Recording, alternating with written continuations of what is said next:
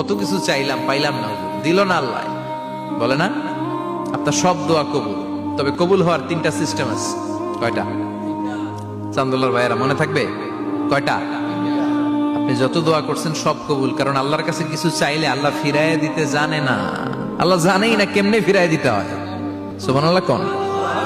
চাওয়া মাত্রই আল্লাহ বলে অ্যাকসেপ্টেড, যা কবুল, দিব দিব না এটা বলতে জানে না, চাওয়া মাত্রই বলে দিব। 3 সিস্টেম। নাম্বার 1, আপনি আল্লাহর কাছে দোয়া করলেন, চাইলেন, আল্লাহ বলে দিব, বলেই তিনি দিয়ে দেন আর আপনি খুশি হয়ে যান, পেয়ে গেলেন। নাম্বার 2, আপনি আল্লাহর কাছে দোয়া করলেন, চাইলেন, তখনও আল্লাহ বলে দিব, তবে এখন না, সবুর, একটু পরে দিব। কখন দিলে আমার জন্য ভালো, আমার চেয়ে ভালো জানে কে, পরে দিবে। নাম্বার 3, চাইলেন, দোয়া করলেন, আল্লাহ তখনও বলে দেব, তবে এখনো না, পরেও না, কিয়ামতের দিন যেদিন বিপদে পড়বে ওই দিন দেব।